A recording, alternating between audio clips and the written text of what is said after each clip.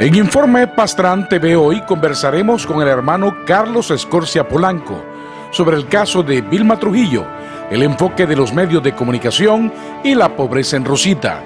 Y además les presentaremos el nuevo proyecto de servicio de transporte selectivo Aventón. Les contaremos de qué se trata. Bienvenidos. Esto es Informe Pastrán TV con Adolfo Pastrán Arancibia, entrevistando a los protagonistas del momento. Estimados televidentes, muy buenos días, bienvenidos al programa de hoy, este día martes 21 de marzo del año 2017. Sean todas y todos bienvenidos al programa esta mañana. Rápidamente, vamos a las noticias más importantes de las últimas horas. El sector de industriales de Nicaragua está a la expectativa de un reajuste a la tarifa energética. El gobierno les ha dicho que están revisando las cifras de acuerdo al comportamiento de los precios internacionales del petróleo y están esperando a ver qué va a pasar, si hay o no hay reajuste. El turismo espera crecer un 10% este año, lo ha dicho la dirigente del sector turístico, doña Silvia Leví.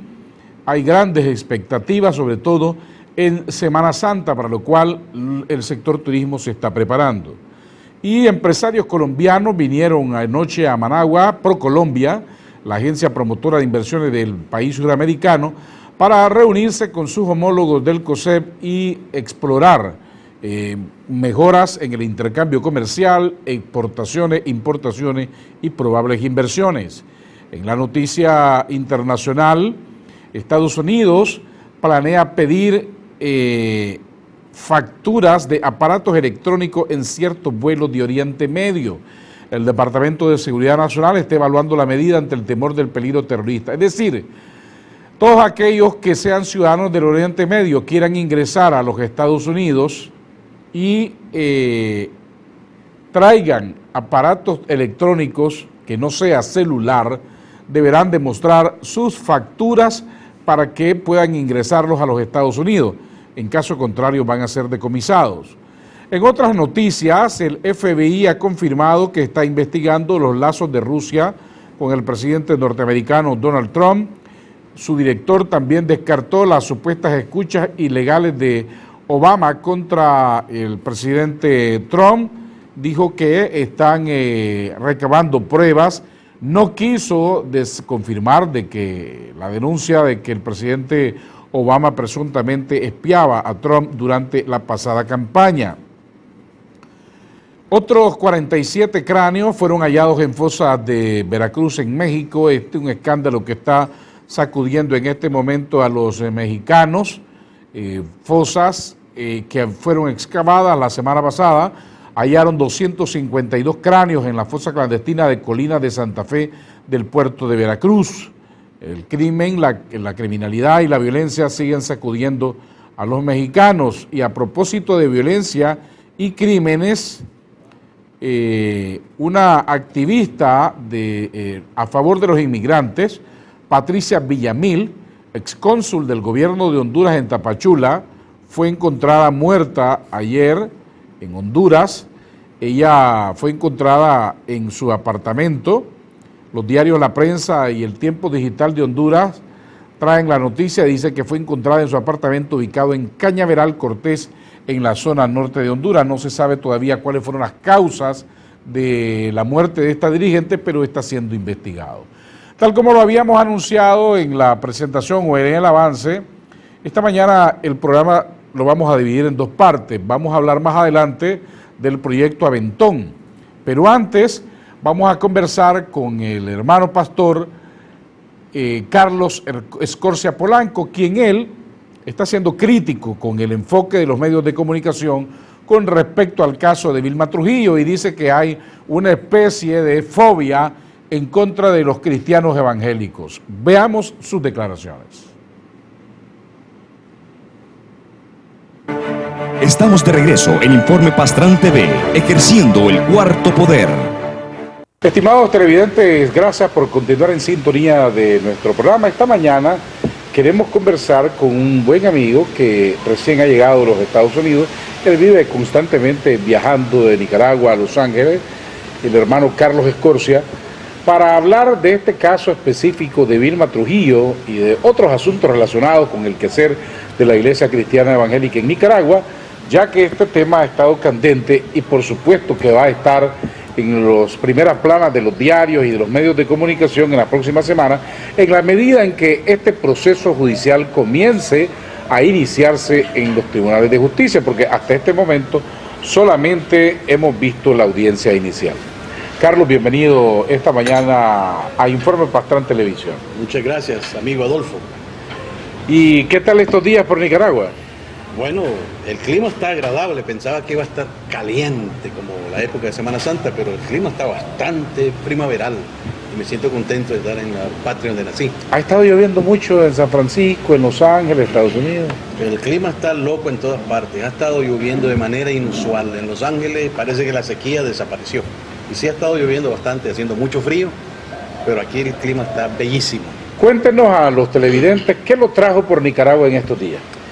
Bueno, yo soy cristiano evangélico, mi padre ha sido pastor por más de 60 años, yo fui pastor de las Asambleas de Dios en Nicaragua, por problemas internos pues tuve que salir, sin embargo mi fe evangélica sigue siendo mi fe evangélica, esa no me la puede quitar nadie hasta que me muera.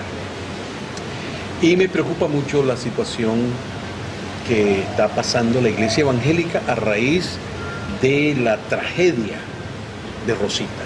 Es una verdadera tragedia que debe preocuparnos a todos los nicaragüenses, no solamente a la Iglesia Asamblea de Dios, a la cual pertenecía esa feligresía y ese obrero laico, que no era un pastor, era un obrero laico de las Asambleas de Dios.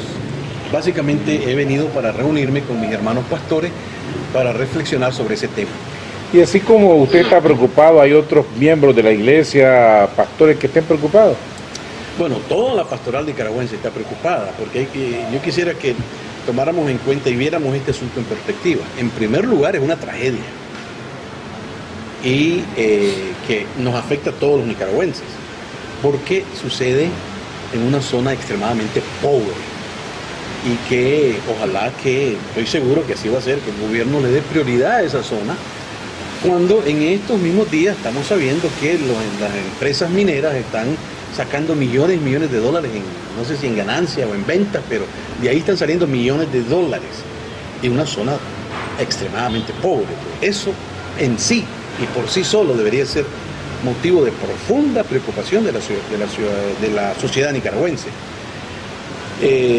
En segundo lugar, yo quisiera señalar que, como yo lo veo en base a las informaciones que manejo y que han compartido conmigo los pastores evangélicos con los cuales me acabo de reunir, se trata de una situación aislada en una región geográfica igualmente aislada, en donde los hechos que sucedieron en la comunidad de El Cortezal están a 7 horas en Bestia de Rosita. Entonces, por razones geográficas es muy difícil, tanto para cualquier denominación, en este caso las Asambleas de Dios, y aún para el gobierno, que cuenta con todos los recursos necesarios, es muy difícil tener una presencia más fuerte, más efectiva, más institucional en esa zona. Eso me parece a mí que en parte explica por qué sucedió tal tragedia. Vamos a abordar más adelante algunos temas que han estado en los medios y en algunos analistas que dicen que esto era fanatismo religioso, para abordar otro aspecto no menos importante, y es el manejo que los medios de comunicación le han dado a este asunto. Ustedes lo evaluaron, ¿qué opiniones tienen? Sí, lo evaluamos hace unos minutos aquí en este local donde nos reunimos. Existe el consenso de que hay, bueno, obviamente que fue un delito, eso no se puede negar. Una persona perdió la vida, producto de acciones de otras personas, eso se llama delito, un asesinato. No podemos minimizar ese aspecto. Pero hay otros aspectos que sí tenemos que examinarlos más cuidadosamente, y uno de ellos es precisamente el trato de los medios, ¿verdad? ¿Qué pasaría, por ejemplo, si un delegado de la palabra, que es el equivalente en la Iglesia Católica de lo que es un obrero laico en la Iglesia Evangélica, si un delegado de la palabra se viera involucrado en un hecho bochornoso, trágico como este, y las autoridades y de repente los medios comienzan a decir que él era sacerdote, pero la conferencia episcopal, entre otras cosas, dice no era sacerdote. Los medios seguirían diciéndole sacerdote cuando la autoridad máxima le dice no era sacerdote, era un delegado de la palabra.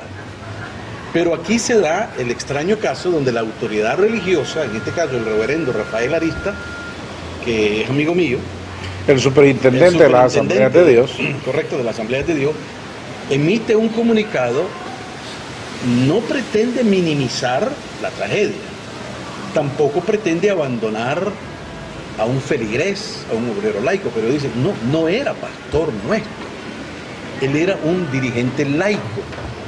Entonces, en este caso, los medios hacen pastor, convierten en pastor a alguien que la autoridad religiosa les ha dicho que no es pastor. Eso no pasaría en la Iglesia Católica. ¿Y por qué cree usted entonces? ¿Cree que, por lo que me está diciendo, es que los medios están sesgados e inclinados? Definitivamente. Esta, con todo respeto, porque yo tengo muchos amigos católicos, incluyendo su persona, y que yo como pastor evangélico que he sido de Nicaragua, yo respeto los sentimientos espirituales, no voy a decir los sentimientos religiosos, sino los sentimientos espirituales de toda persona, incluyendo los católicos, por supuesto. Yo sé que en la Iglesia Católica hay mucha gente que, al igual que nosotros, creen en Jesucristo, leen la Biblia, creen en el poder del Espíritu Santo, como los carismáticos, por ejemplo, son cristianos. ¿Quiénes somos nosotros para deslegitimarlos? No, ese no es el espíritu con que estoy haciendo este señalamiento. Sin embargo, en los medios hay un profundo prejuicio antievangélico que es histórico y comienza con el diario La Prensa. El diario La Prensa es un medio profundamente antievangélico. Ejemplo, cuando las Asambleas de Dios de Nicaragua celebraron sus 100 años, su centenario de existir en Nicaragua, en ese evento se presentaron casi 500,000 de personas. La Plaza La Fe fue llenada y según me informan los pastores, pues solo el Frente Sandinista ha podido hacer esa proeza. Cuando la Iglesia Evangélica lo hace, no fue noticia. Llenar la Plaza La Fe no fue noticia para la prensa. ¿Qué quiere decir eso? Que hay un claro sesgo, un prejuicio provinciano, parroquial, fanático, antiprofesional. Definitivamente. Y en el caso de Rosita, caso aislado, en una zona aislada, ahora todos somos quemadores de incineradores de gente. Falso. Pero también se ha dicho que los pastores evangélicos son machistas y que este caso fue por machismo y misoginia. Es probable, yo no conozco la vida personal de los personajes involucrados. El machismo es un fenómeno mundial. Y si hablamos con las feministas en Estados Unidos, el machismo predomina en los Estados Unidos, comenzando con el presidente de los Estados Unidos, la manera irrespetuosa con que trata a las mujeres, aunque se trate de Miss Universo. Así que el machismo no es una tara social o de la manera que se le quiera llamar, o psicológica, que pertenece exclusivamente a los evangélicos. Pertenece también a los católicos. Sí, es una cultura que está muy arraigada y más en países como los nuestros.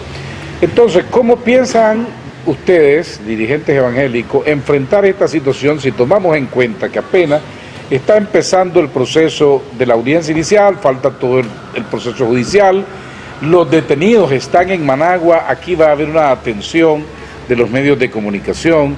Esta es una noticia que le ha dado la vuelta al mundo. He leído cantidades de agencias, canales de televisión extranjeros que han pedido imágenes de lo que ha ocurrido aquí, y se va a seguir insistiendo, señalando que este fue un crimen cometido desde una iglesia cristiana evangélica. Fue un crimen cometido en el contexto de un grupo cristiano evangélico de las Asambleas de Dios. Eso no está en discusión. Y las autoridades, el Poder Judicial va a seguir su curso, va a seguir su proceso, y en base a la información que yo manejo, que es posiblemente la misma información que maneja la mayoría de las personas, pues ellos van a ser encontrados culpables. Yo creo que el debate no debe ser si son culpables o no. Lo más probable es que sí lo son, aunque mejor dejemos que sean las autoridades las que diriman eso. Hay otro contexto más amplio, un contexto social de la manera en que se está manejando el caso. Y me parece que, como nicaragüense, creo que el caso se está manejando mal porque hay según me han contado los pastores, hay una histeria colectiva anti-evangélica. En las escuelas de primaria y secundaria los muchachos evangélicos los están vulgareando. En los buses, en los mercados, hay un ambiente de hostilidad hacia los evangélicos, que en realidad es un fenómeno cultural que tiene generaciones, pero que ahora está siendo exacerbado y se está manipulando de manera intencional y antiprofesional, mayormente por los medios. Yo insisto, pasaría eso, insistiría la prensa nicaragüense, insistiría en decirle cura a un delegado de la palabra, cuando la jerarquía exprese y diga, no, él no es un sacerdote, lamentamos lo que pasó. Pero probablemente el problema no sea que si los medios han dicho que era pastor o no era pastor, porque el hecho relevante es que hubo la pérdida de una vida, de una persona ahí. Más bien el debate y las burlas, que sí las he visto incluso en las redes sociales, es que si esto era fanatismo o no era fanatismo, que si hubo manipulación y mala interpretación de los textos bíblicos. Yo no creo que haya habido fanatismo, pero sí creo que hubo horrenda ignorancia, eso sí, una ignorancia de las Sagradas Escrituras. Cuando yo fui al Instituto Bíblico, por ejemplo, uno de mis profesores era el reverendo Luis Spencer, padre de David Spencer, el pastor de Osana. Y yo nunca me enseñaron en el Instituto Bíblico que para exorcizar a una persona supuestamente poseída del demonio, había que quemarlo vivo para sacarle los demonios. No, eso no está en la Biblia. La Biblia habla de un fuego, el fuego de Pentecostés, pero ese es un lenguaje del simbolismo religioso. Es decir, cuando en la iglesia primitiva, en Hechos capítulo 2, el Espíritu Santo desciende con fuego, pero no era un fuego que le pegó fuego a la casa, que se incendió la casa. Ese mismo fenómeno se repitió en Los Ángeles, California, en 1906, en lo que se conoce como el avivamiento de la calle Azusa, que dio inicio al movimiento pentecostal que hoy ha generado 500 millones de feligreses en el mundo entero. Comenzó en el centro de Los Ángeles. Lo que sucedió en esa ocasión es que los vecinos de un grupo de negros que estaban orando en lengua, siendo bautizados por el Espíritu, un fenómeno que se da también en los carismáticos de la Iglesia Católica, que oran en lenguas. Entonces los vecinos llamaron a los bomberos porque decían que la casita donde se reunían estos negros en Los Ángeles se estaba incendiando. Llegaron los bomberos y no había tal cosa. No había señales de fuego, ni de incendio, ni de nada. Entonces el diario Los Angeles Times comenzó en una actitud muy parecida a lo que están asumiendo los medios actualmente, que eran fanáticos, que eran ignorantes y que eran mentirosos, que eran pirómanos. El fuego era el fuego del espíritu, pero es un fenómeno espiritual, no es un fenómeno literal. Cuando estos hermanos malinterpretan las Sagradas Escrituras, porque el echar fuera demonios, Cristo echó fuera demonios, los apóstoles echaron fuera demonios. Es una práctica, no es muy común, es bastante extraña, pero sí sucede, de que los pastores evangélicos echamos fuera demonios por el poder de la sangre de Jesucristo. Es una autoridad que Dios nos dio. Sí podemos echar fuera demonios, pero no vamos a andar de pirómanos quemando gente. Permítame ir a una importante pausa de nuestros patrocinadores y volvemos en breve para continuar conversando con el hermano Carlos Escorcia sobre este caso de Vilma Trujillo, que tenemos otras preguntas. No se vayan. Una pausa y seguimos con más de Adolfo Pastrán y los personajes que hacen la historia.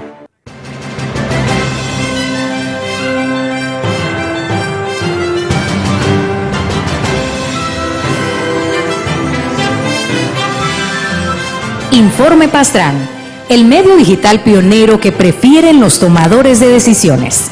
Un boletín diario sobre la vida política, económica e institucional de Nicaragua, informando de forma equilibrada, balanceada y transparente. El medio digital líder por su profesionalismo, por el derecho de informar y ser informado. Informe Pastrán, donde todas las voces se escuchan. Anúnciese aquí. Suscríbase ahora.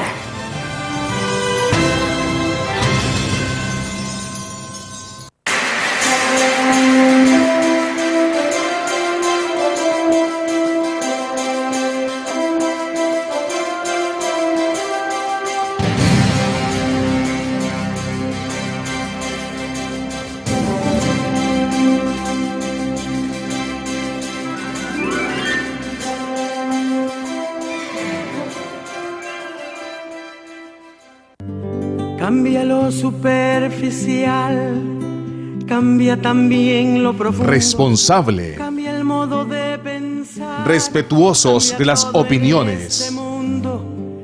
Profesional. Los años, Independiente. cambia el pastor su rebaño, y así como Imparcial. todo, pero no cambia mi amor, por muy lejos que se encuentre. Entrevista CDNN 23 con Plinio Suárez García. Y lo que cambió ayer tendrá que cambiar mañana. Estamos de regreso en Informe Pastrán TV, ejerciendo el cuarto poder. Estimados televidentes, gracias por continuar en nuestra sintonía. Ahí les va a aparecer el número de WhatsApp para que nos envíen, posterior a la entrevista, sus comentarios, o si lo quieren hacer ya, sus comentarios, preguntas, sugerencias sobre el tema que estamos abordando, y les vamos a dar lectura inmediatamente después de la entrevista, si tienen comentarios respecto al tema que estamos hablando en este momento con el hermano Carlos Escorcia. Usted dice que los cristianos pueden expulsar demonios y exorcizar a algunas personas inspirados en el Espíritu. En este caso, uno de los asuntos que la Fiscalía ha presentado como prueba es que se dijo de parte de los involucrados que ellos tenían conocimiento que esta señora Trujillo tenía problemas mentales. Entonces surge la pregunta, ¿por qué no la llevaron donde un médico especialista antes de someterla a este proceso de exorcización?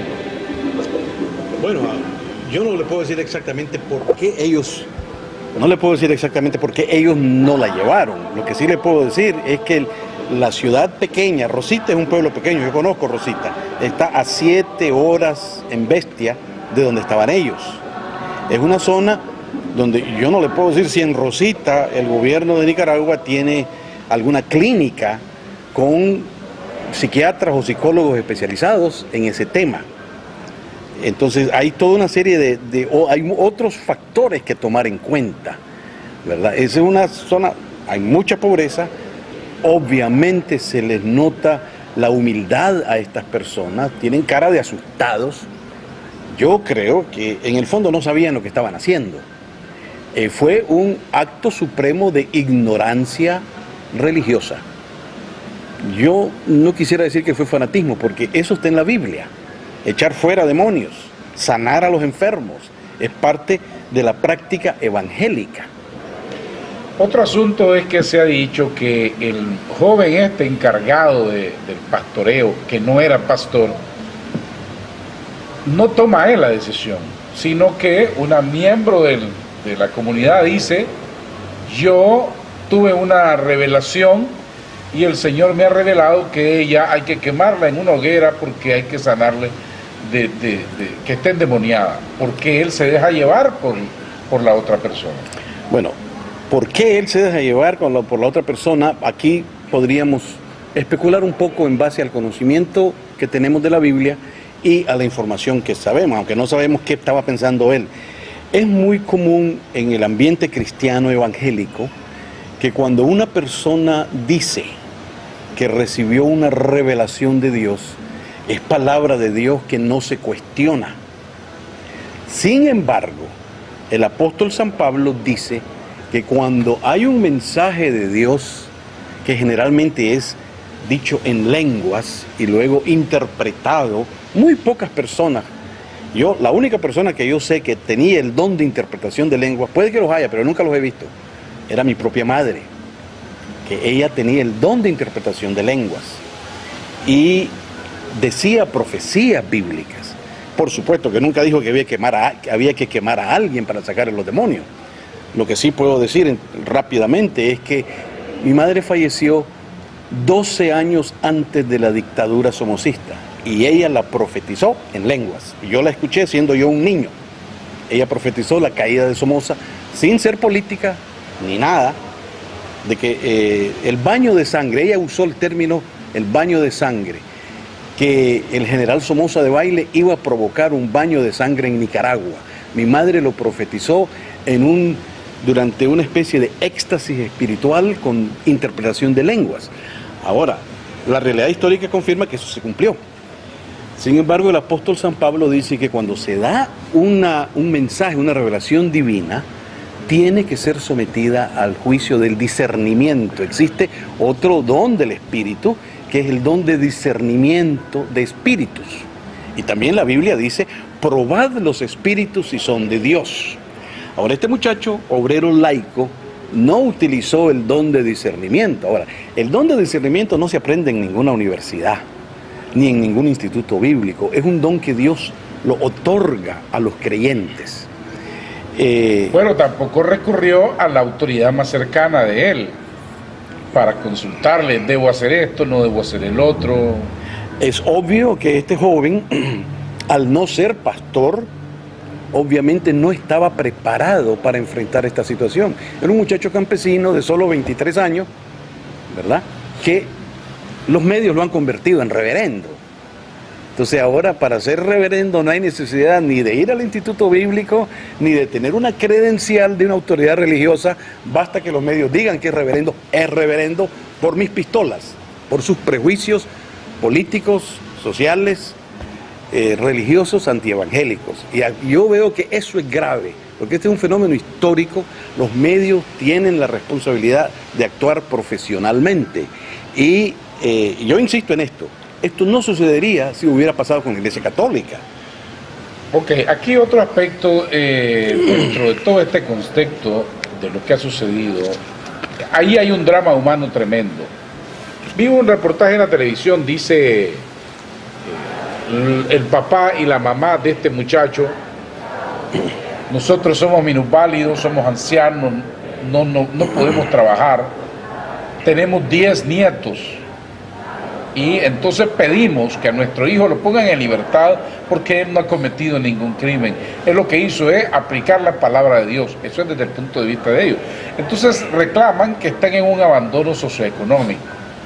Y después está el drama de la familia de cada uno de los otros miembros que están siendo acusados, que también piden que los pongan en libertad. No sé si porque la gente cree que lo que hicieron no es un crimen. Pero ¿cómo piensa la Iglesia Cristiana Evangélica atender esa situación? Porque se trata de una comunidad que es parte de su iglesia. Sí, yo no estoy familiarizado con los pormenores, pero sí sé, en conversaciones con el reverendo Arista, que la Iglesia Asambleas de Dios sí está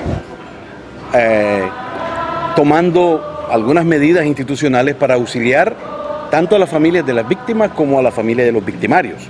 ¿Auxiliar lo que significa? ¿Ponerle un abogado o asistencia socioeconómica? Bueno, yo entiendo que en un estado moderno como el estado de Nicaragua, el gobierno les asigna abogados de oficio. Yo en Estados Unidos trabajo con la Corte Suprema de Justicia como intérprete judicial y mi experiencia ha sido que los abogados del gobierno son mejores que los abogados privados. No estoy seguro si ese es el caso en Nicaragua. Aquí la Fiscalía ya puso abogados para ello. Ok, entonces, ¿por qué duplicar esfuerzos y recursos en que la Iglesia contrate abogados cuando ya el gobierno les ha asignado abogados? No, para mí eso no tiene mucho sentido. Y es mejor usar esos recursos en proveerle los bienes materiales que necesitan esta familia. Ahora, ¿cómo es posible que estos señores digan, somos minusválidos, tenemos 10 nietos, no tenemos ninguna fuente de ingreso, y al mismo tiempo, de fuentes oficiales del gobierno sabemos que empresas mineras están extrayendo millones de dólares de esa misma zona. Ahí hay un problema grave. ¿Por qué ensañarnos con campesinos? Perdonen que la palabra suena un poquito fuerte, pero creo que es la verdad. ¿Por qué ensañarnos con campesinos ignorantes y no ver el drama que sucede en un lugar que genera oro y millones de dólares, y ahí es donde hay más miseria humana? Ese es un problema gravísimo y los medios no parecen enfatizarlo. Están obsesionados con que el pobre muchacho era pastor. Y así a mí me parece que aquí hay un grave problema de fondo para el cual no tengo la solución. Bueno, evidente es que es una zona aislada, remota, extremadamente pobre, en donde los recursos mineros que están siendo explotados en Nicaragua todavía ahí no se reparten, es decir, no hay una justicia equitativa. Escuché unas quejas hace unos días de que, y eso iba dirigido contra la dirigencia de las Asambleas de Dios, de que los familiares de los detenidos se vinieron a Managua al día de la audiencia y decían: nos sentimos solos, no vemos aquí a la dirigencia de las iglesias a las cuales hemos pertenecido dándonos siquiera una asistencia espiritual. No hay duda de que no ha habido suficiente apoyo, pero creo que las Asambleas de Dios están haciendo todo lo que está a su alcance para apoyar tanto a las víctimas como a los víctimas. Unas propuestas para revertir esa mala imagen que algunos sectores le quieren dar a la iglesia en este momento, aprovechando la situación. Definitivamente sí. Uno de los puntos que tocamos en una reunión que tuvimos hace una hora o más fue precisamente eso. Y habrán conversaciones. Yo me regreso a Estados Unidos hoy mismo, ¿verdad? Pero la dirigencia evangélica, por ser un día domingo por la mañana, algunos dirigentes claves no estuvieron en nuestra reunión, lo cual es normal, dadas las circunstancias del día. Pero sí existe el consenso. Habían presentes en la reunión de hoy varios presidentes de denominaciones quienes recogieron de una manera completamente positiva la idea de aunar esfuerzos. No puedo entrar en más detalles, pero sí se está hablando de cómo enfrentar esta situación, incluso cómo desarrollar una mayor presencia en los medios para combatir la desinformación. Entonces, muchos medios de información se han convertido, en este caso, en medios de desinformación. Yo no entiendo por qué insisten en convertir en reverendo a un pobre muchacho campesino, analfabeta, de solo 23 años, y decirle que es pastor, cuando la misma autoridad religiosa ha dicho que no es pastor, sencillamente porque no lo es. Eso no significa que lo están abandonando, significa que es una realidad incontrastable. Bueno, pero para la iglesia cristiana evangélica también tiene que ser más rigurosa y más exigente en quien va a poner a pastorear una comunidad. Definitivamente que sí,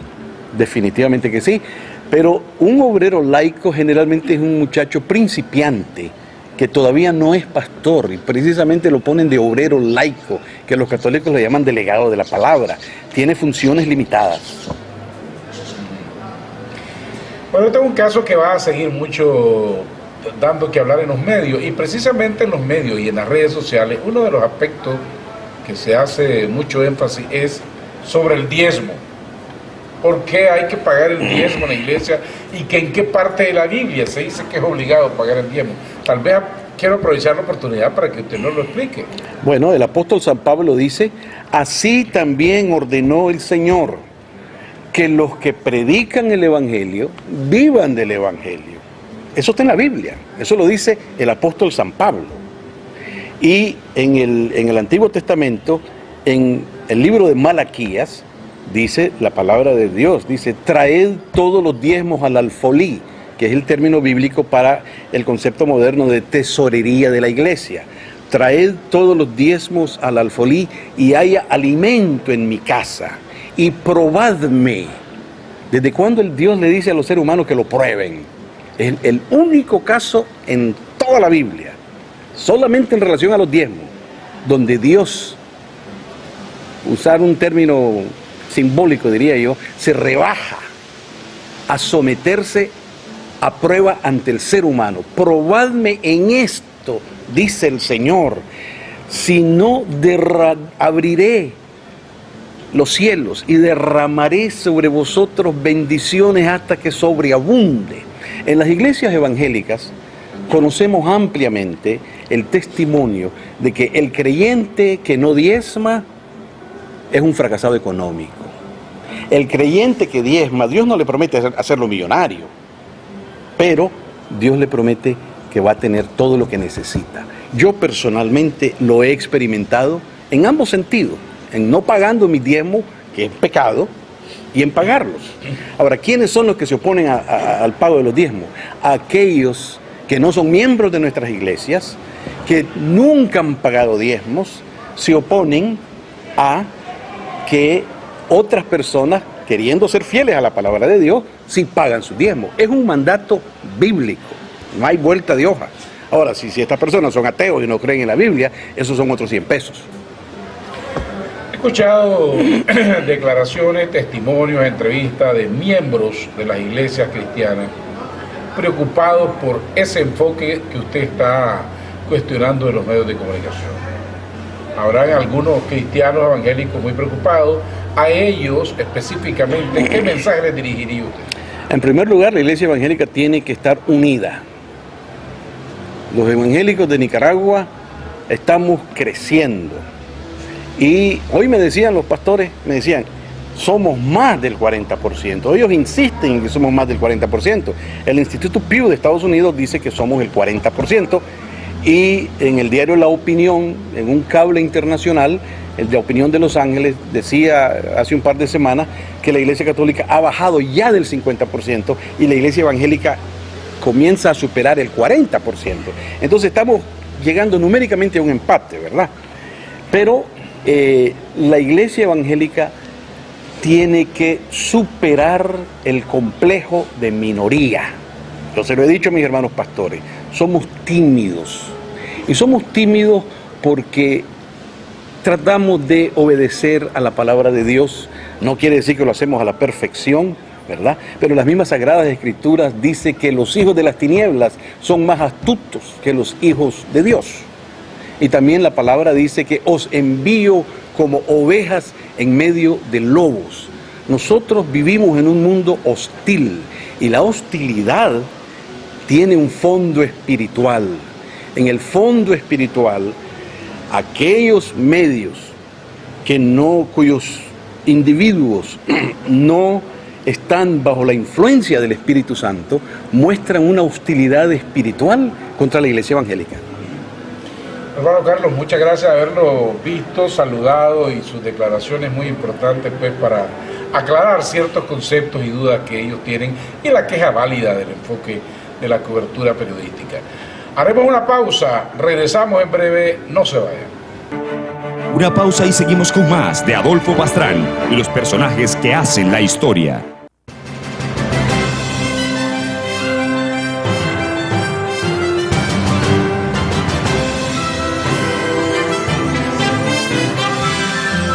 Informe Pastrán, el medio digital pionero que prefieren los tomadores de decisiones. Un boletín diario sobre la vida política, económica e institucional de Nicaragua, informando de forma equilibrada, balanceada y transparente. El medio digital líder por su profesionalismo, por el derecho de informar y ser informado. Informe Pastrán, donde todas las voces se escuchan. Anúnciese aquí. Suscríbase ahora.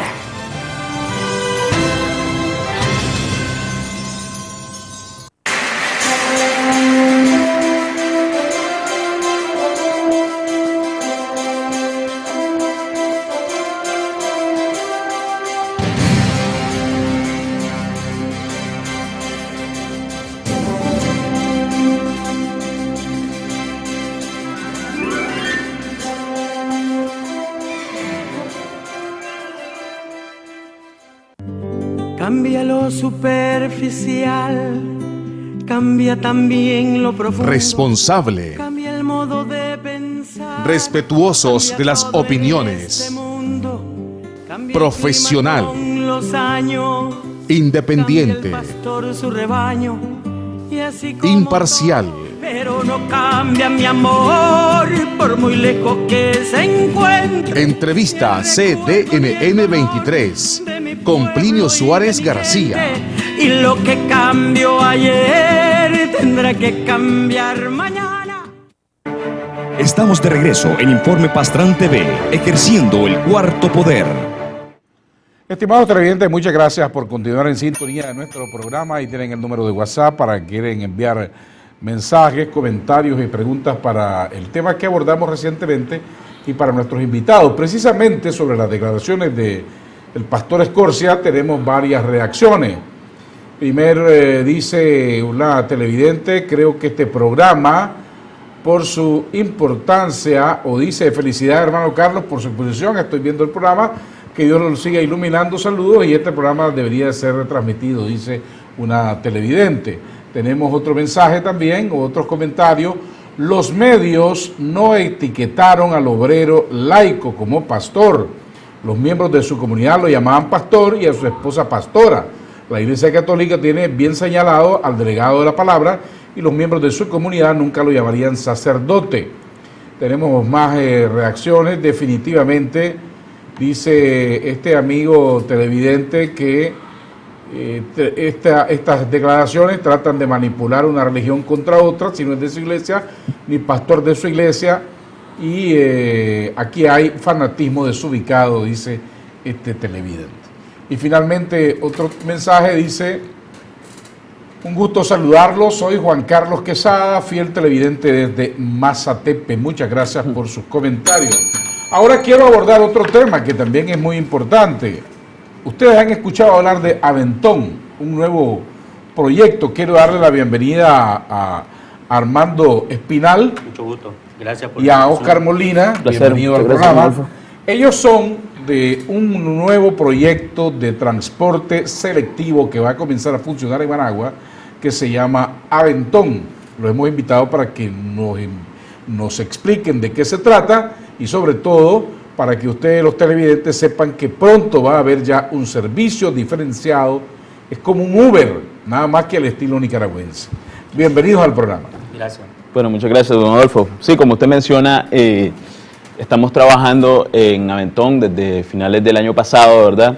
Aventón es una compañía que promueve el desarrollo tecnológico en Nicaragua. ¿Qué se busca? ¿Qué se pretende? Se pretende dar una herramienta a los taxistas nicaragüenses y a los usuarios nacionales, ¿verdad? En los cuales ellos puedan solicitar el servicio de transporte selectivo a través de una aplicación móvil. En Nicaragua, pues, el uso de los smartphones se limita al uso de Facebook o el uso de WhatsApp, ¿verdad? Pero desconocemos que existe un sinnúmero de bondades en los teléfonos, en los smartphones, que integran mapas detallados de los rincones de Managua y del mundo, ¿verdad? Entonces creo que en Nicaragua tenemos un proceso que es necesario cumplir, que es ponernos al día, ¿verdad?, con la tecnología. Entonces Aventón eso es lo que busca. Desde el punto de vista de los taxistas, buscamos darles una herramienta ante las amenazas, ¿verdad?, que tienen ellos para la continuidad de sus trabajos. En este caso, pues como usted mencionó, pues no, la verdad es que no somos Uber, ni quiero ser claro, ¿verdad?, porque de hecho nosotros nos estamos moviendo bastante con las cooperativas, conversando con ellos y explicándoles un poco de cuáles van a ser los beneficios, ¿verdad?, para ellos. Y de hecho a veces se confunden un poco, nos dicen, ustedes son Uber. Entonces nada que ver, ¿verdad? Nosotros somos una compañía nacional nicaragüense que está haciendo algo que en Nicaragua pues no hay precedentes, pues, en relación a desarrollar una tecnología móvil con una aplicación propia y hacerlo aquí en Nicaragua con bastantes ingenieros nacionales, ¿verdad?, que tenemos en nuestras líneas. No, evidentemente Aventón nada tiene que ver con Uber. ¿Cómo va a funcionar este servicio si yo quiero un taxi de calidad, seguridad, un conductor amable? ¿Qué debo hacer yo? Bien, algo muy importante, como decía Oscar, nosotros estamos trabajando en esta herramienta, está ahorita en un proceso de beta, ¿verdad?, donde nosotros queremos conectar como Aventón al usuario desde su comodidad con un taxi que anda circulando en la calle. Pero es importante también tomar en cuenta el tema de la calidad del servicio y tomar en cuenta también el tema de seguridad. Entonces nosotros estamos trabajando bastante en ese tema. Ahorita nosotros estamos en el proceso de presentar lo que es Aventón como tal. Hemos tenido reuniones de acercamiento, ¿verdad?, con todas las federaciones, movimientos centrales y cooperativas a nivel de Managua para presentar el proyecto, es decir, que ellos lo conozcan, conozcan bien a fondo lo que es la herramienta, todo lo que es el cálculo que tiene también la herramienta en cuanto a tarifa, y invitándolos también, ¿verdad?, a que se acerquen, a que trabajen con nosotros en ese sentido. En cuanto al tema del servicio al cliente, nosotros también estamos capacitando a este equipo, a este grupo que ya tenemos alrededor de 30 unidades de taxi, que ya están participando en la prueba beta, ¿verdad? Lo estamos capacitando sobre la apps, como le decía, sobre esta aplicación, sobre esta herramienta, porque es muy importante que los taxis la conozcan muy bien, la manejen muy bien y no hayan errores a la hora de que un usuario solicite la comodidad de su oficina, desde la universidad de los estudiantes, ese segmento que nosotros estamos tratando de captar, ¿verdad?, y no haya ningún problema con las apps. En cuanto al tema de servicio al cliente, también lo estamos capacitando, un tema muy importante que nosotros lo hemos identificado para que el cliente pues se sienta tranquilo, se sienta satisfecho con el servicio del taxi, y que también es muy importante la parte esta de la seguridad vial, ¿verdad?, que pretendemos contribuir en ese aspecto a evitar la accidentalidad por la cual ahorita nosotros en este país pues se han incrementado, ¿verdad? Son altos los índices que se han presentado en accidentes, pero también nosotros pretendemos con todo este proyecto contribuir a la seguridad ciudadana, ¿verdad? Minimizar los riesgos que hay, ¿verdad?, de un usuario a la hora de tomar un taxi, ¿verdad? Eso es lo que nosotros pretendemos brindar, ¿verdad?, con lo que es Aventón Tech Nicaragua. Ahora, estas unidades que van a trabajar con este servicio son de diferentes cooperativas, no solamente de una. Así es. Nosotros, como le decía al principio, estamos acercándonos a todas las cooperativas que hay acá en Managua. Como le dije, nos hemos reunido con todas las federaciones, centrales, movimientos y cooperativas, porque eso es lo que pretendemos. Pretendemos que todas las cooperativas de acá de Managua participen en el proyecto, ¿verdad?, con sus unidades. Obviamente hay requisitos para que estas unidades deben de cumplir para que puedan ingresar y prestar un buen servicio, ¿verdad?, un servicio cómodo, un servicio confortable, que el cliente se sienta satisfecho, ¿verdad?, que verdaderamente tiene un servicio selectivo diferenciado de lo que lo estamos teniendo ahorita, ¿verdad?, no solo en unidad, ¿verdad?, en aspecto técnico, sino también en trato, un servicio, ¿verdad? Sí, una de las quejas más recurrentes de la gente dice: el taxista no fue amable, iba de mal humor, o la unidad iba sucia, no iba adecuada. Todos esos aspectos los están cuidando. Así es, totalmente. Nosotros en lo que es el proceso, podríamos hablarlo así, de reclutamiento, nosotros hemos establecido parámetros de control, formatos también de control, donde cuando ya el taxista una vez se le presenta el proyecto y él está totalmente de acuerdo, se acerca con nosotros y empezamos a hacer todo ese proceso, ¿verdad?, de control. A la unidad, como les decía, hay requisitos que ellos tienen que cumplir, entonces a través de un checklist nosotros estamos revisando cómo anda el parabrisas, cómo andan las puertas, cómo anda el tapizado, la higiene, etcétera, etcétera, todos los permisos que debe de también tener para poder operar, eso es muy importante. Entonces nosotros sí lo estamos haciendo, lo estamos tomando muy en cuenta. Si esta unidad, ¿verdad?, no cumple con eso, pues nosotros no podemos sencillamente integrarlo al equipo de trabajo. Ahora, en cómo saber el usuario, cómo diferenciar entre un taxi de las diferentes cooperativas y un taxi que va a formar parte del proyecto Aventón. Bueno, don Adolfo, a través de un proceso del uso de la aplicación, el usuario solicita el servicio, ¿verdad? Básicamente, el servicio busca al taxista que esté en la plataforma Aventón y que esté ubicado más cerca. Usa un algoritmo de proximidad, ¿verdad?, en este caso, y a través del sistema de GPS ubica al taxista más cercano. Al momento de solicitar, el sistema empieza a escanear, ¿verdad?, quién es el taxista que está más cerca. El taxista que decide aceptar la carrera presiona el botón de aceptar, y al momento de la aceptación, en la pantalla del usuario aparece una foto del conductor, su nombre completo, foto del vehículo, placa del vehículo. Entonces, de esa forma se identifica al taxista, ¿verdad? Básicamente va a ser un proceso que no va a ser de la manera común como nosotros pensamos del taxi, ¿verdad? De sacar la mano en la calle, extenderla y solicitarlo de esa forma, sino que va a ser, uno puede estar desde esta oficina, pulsa un botón y una vez que el taxista acepta, usted va desde aquí, va a saber cómo va a ser ese taxista y así lo va a identificar, ¿verdad? Va a poder ver en tiempo real, poder traquear la ruta en que viene ese taxista, ¿verdad? Recogerlo. Una vez que el taxista esté en el punto, pues pulsa otro botón y le notifica a usted su celular, ¿verdad? Un televidente pregunta, ¿por qué no incorporar vehículos privados? Funciona igual que Uber, lo describe así el muchacho de la cicatriz, copiaron la idea. El tema de no integrar a las personas que tienen un transporte privado, ¿verdad? Obedece a la protección de los taxistas, ¿verdad? Nosotros creemos y consideramos de que hay que proteger aquí en Nicaragua hay mucho desconocimiento, ¿verdad? Sobre el tema de las personas que integran sobre los taxistas en general. Entonces, creo que hay bastante pensamiento negativo sobre ellos y nuestra misión es parte de proteger sus trabajos, ¿verdad?